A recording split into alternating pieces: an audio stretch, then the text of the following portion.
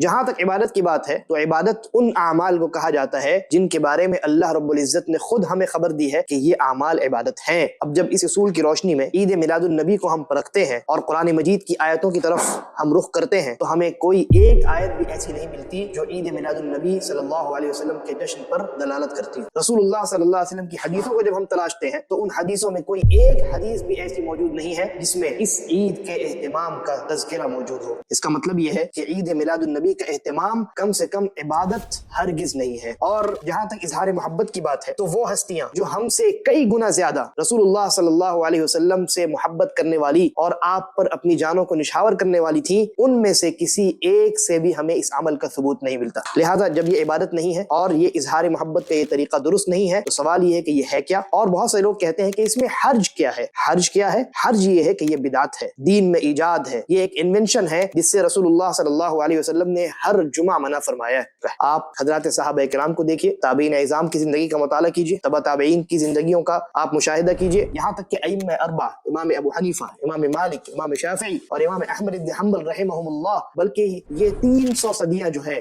نبی اکرم صلی اللہ علیہ وسلم کی زندگی سے لے کر کے حضرات تبع تابعین کی زندگیوں تک، یہ 3 صدیاں جو ہیں، ان 3 صدیوں میں کہیں آپ کو عید میلاد النبی کا ذکر تک نہیں ملتا ہے۔ کیا یہ اس بات کی واضح دلیل نہیں کہ یہ عمل درست نہیں ہے، یہ عمل دین کا حصہ نہیں ہے؟